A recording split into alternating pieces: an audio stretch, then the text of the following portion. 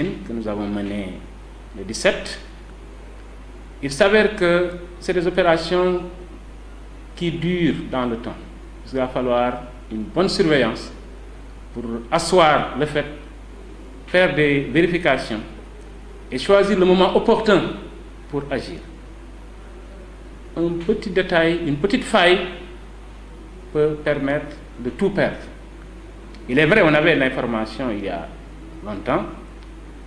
On savait qu'une pirogue allait venir se positionner en haute mer et que des clients recrutés un peu partout allaient converger vers Saint-Louis. Et toutes ces informations étant à notre disposition, il fallait faire une surveillance minutieuse des personnes qui étaient ciblées. C'est ainsi qu'on a commencé par repérer le domicile du cerveau de l'affaire, qui se trouve être un marailleur domicilié à Guet Ndar. On a surveillé ses déplacements sans attirer d'attention. Et éventuellement, quelques-uns de ses collaborateurs les plus proches, dont celui qui était chargé justement de recruter les potentiels candidats au niveau des régions qui faisaient des déplacements et qui avait justement loué une chambre en conséquence au niveau de Pikine Taplowal. Cette chambre-là, on a pu la localiser et aussi la surveiller. On avait la dernière information, à savoir que le départ serait imminent et serait effectué dans la nuit du 17 justement juillet courant. Et on a commencé justement à davantage être plus regardant par rapport à leurs activités. Quand on a constaté que les clients commençaient à venir au niveau de Taplowalo, il fallait avoir d'abord le cerveau. J'avais demandé au commissaire de Lille, qui est là, ici à mes côtés, de se charger spécifiquement de gérer cette situation-là, en collaboration avec aussi les éléments du commissariat central et les éléments de son service. C'est en ce moment qu'on a fait une première descente aux environs de 12 heures pour identifier, interpeller et conduire le cerveau de l'affaire. Ce qui a été fait. Au moment de son interpellation, on l'a trouvé en train de converser avec 4 autres personnes qui ont aussi été interpellées. Une fois sur place, il était question maintenant d'aller cueillir justement ces potentiels migrants. Et c'était la descente qui a été effectuée justement par le commissaire lui-même au niveau de Taplowal. On a trouvé que les migrants qui venaient de diverses régions, comme je le disais tantôt, de beaucoup de régions, certains venaient de la région de Diourbel, particulièrement de la ville de Sainte de Touba, d'autres venaient aussi de la région de Thiès et de la ville sainte de Tivaouane, et certains de Mewan, de Joal, éventuellement peu de Saint-Louis. Nous avons trouvé que ces personnes-là étaient parquées dans une chambre. À notre arrivée, quand la chambre a été ouverte, on a constaté qu'il y avait une quinzaine de personnes.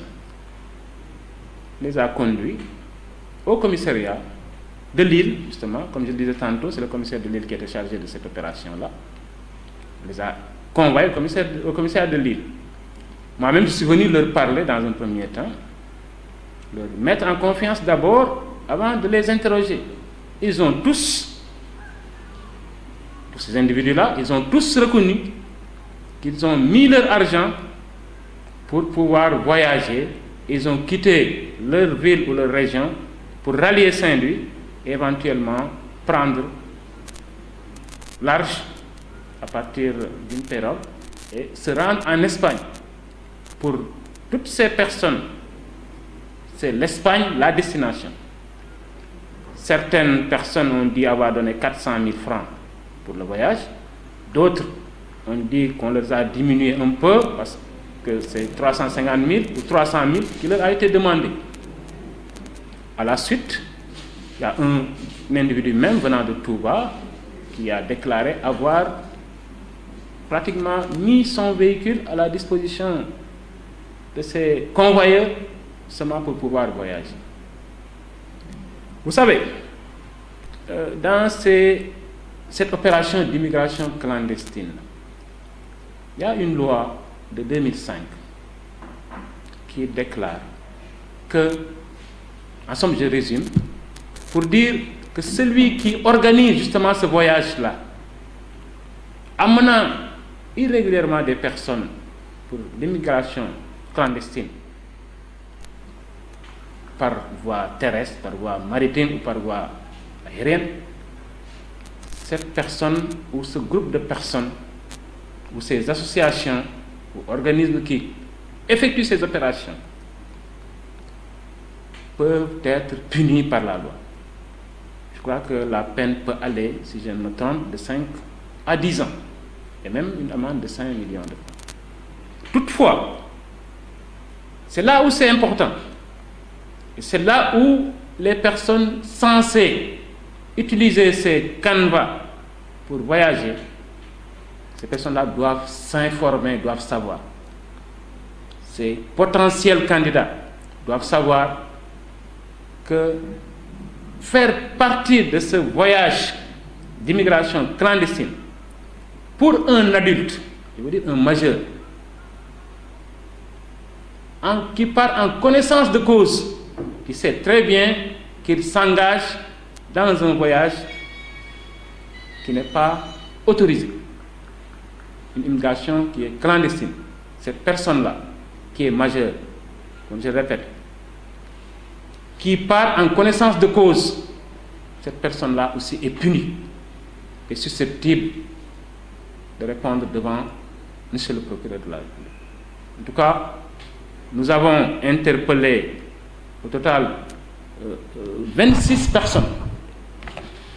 26 personnes, il y a le cerveau qui est là-dedans, et éventuellement il y a 2 personnes qui font partie justement de l'équipage ou de l'équipe qui devait convoyer, qui sont recherchés. Voilà, à grosso modo, ce qu'on peut dire en résumé.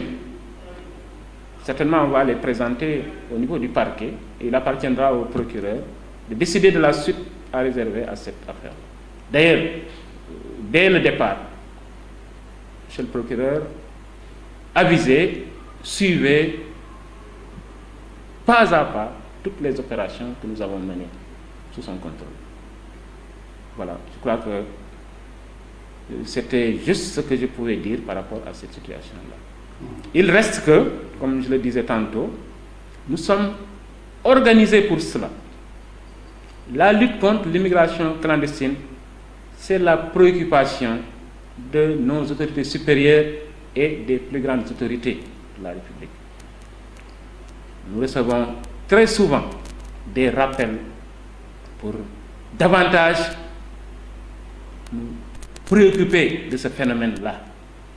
C'est un phénomène vraiment qui est venu comme ça, qui est peut-être difficile à éradiquer tout de suite, mais il faut que chacun y mette sa volonté pour pouvoir juguler ce fléau-là. Comme je le disais tantôt, nous sommes organisés chaque jour, chaque nuit, il y a des équipes qui sont en train de patrouiller. Il y a aussi la collaboration de toutes les équipes de police qui sont là, les renseignements là-dedans, la police de l'air et des frontières là-dedans. Même nous collaborons avec les autres forces de défense et de sécurité. Parce qu'ici, on travaille en symbiose. C'est une vraiment occasion de dire qu'au niveau de Saint-Louis, forces de défense et de sécurité travaillent très souvent la main dans la main et font même des opérations combinées où tout homme détenu s'y retrouve, que ce soit le policier, le gendarme, le militaire, le douanier, le sapeur-pompier, l'agent du service d'hygiène, l'agent des eaux et forêts, tout le monde s'y retrouve. Donc nous partageons les informations sous la coupe du gouverneur et là, on tente de sécuriser davantage.